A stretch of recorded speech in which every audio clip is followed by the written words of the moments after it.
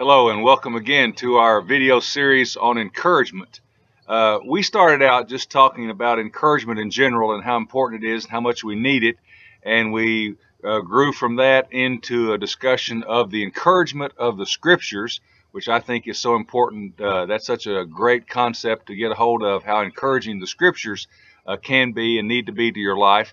And then from that, we morphed more or less into the encouragement of having Jesus as a friend. We've been talking about that some. We're going to continue for a few more sessions because, well, I have to be honest with you, and I think I've already said this, but I'm just going to continue to say it. I've had a lot of encouraging things happen to me. Good things have been said to me. Good things have happened for me in my life.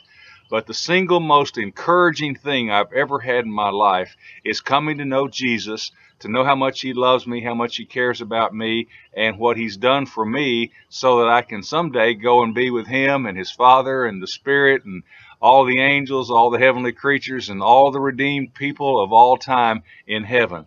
That's only because Jesus has done something for me that he didn't have to do, but he chose to do out of his great love.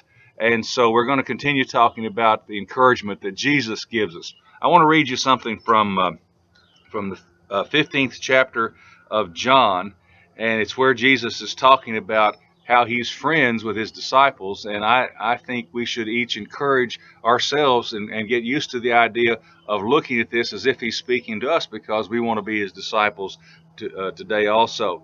He says this: "Greater love has no one than this, that he lay down his life for his friends." Wow. To lay down your life for somebody else, that's the ultimate, isn't it?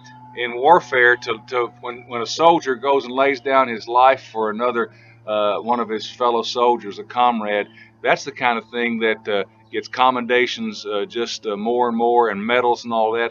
But how about Jesus doing that for millions upon millions of people? Friends that he hadn't even met yet, friends that he just wanted to be his friends, not his close people that he's already in contact with, but people that are going to live a long time later, like you and me. Greater love has no one than this, than one would lay down his life for his friends. And then he goes ahead and says, "You are my friends if you do what I command." See, this is the difference in the relationship that we have with Jesus and can have with him than even other friends. We're attracted to people because we like something about them, because they're friendly to us and all that. But when Jesus becomes our friend by what he's done for us, and we recognize and start accepting and understanding that, then it's okay. It's not some big oppressive thing for him to say, now that I've saved your life, I want you to do some things for me. I have some commandments. I want you to live a certain way, and I want you to fulfill certain things as a part of this grand scheme, so we can even make more and more friends.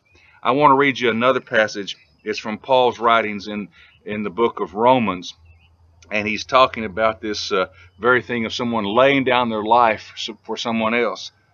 He says, "Very rarely will anyone die for a righteous man, though for a good man someone might possibly dare to die." You know, I think a lot of us just in our humanity could say, well, if there was someone we really love and care about, some really good person, particularly a family member, a grandchild, let's say, yeah, I'd lay down my life for them. How about this? But God demonstrates his own love for us in this: while we were still sinners, Christ died for us. We weren't the good man or good woman. We weren't the righteous people that someone would say, oh yeah, I'd be willing to die for them. We were undeserving. We were renegades, spiritually speaking. And yet, even though we were in sin, Christ laid down his life for us. I talk to people sometimes and they'd say, I'd become a Christian, but I'm not good enough. And that idea comes out of the world. It's a gross misunderstanding that you've got to somehow be good first and then God will love you. That's not the way it is. God loves you in spite of your sin. He wants you to help get rid of your sin. He will help you do that and grow out of your sinful practices. God's love isn't dependent on us being worthy. He loves us when we're unworthy.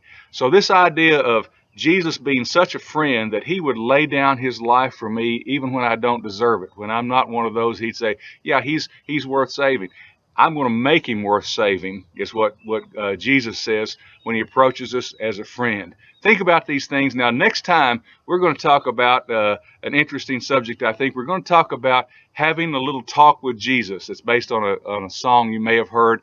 I'll have a little talk with Jesus, and that'll make everything right. Some people don't like that song, but I've come to appreciate it, and I'll tell you why in our next session. Please join us at that time.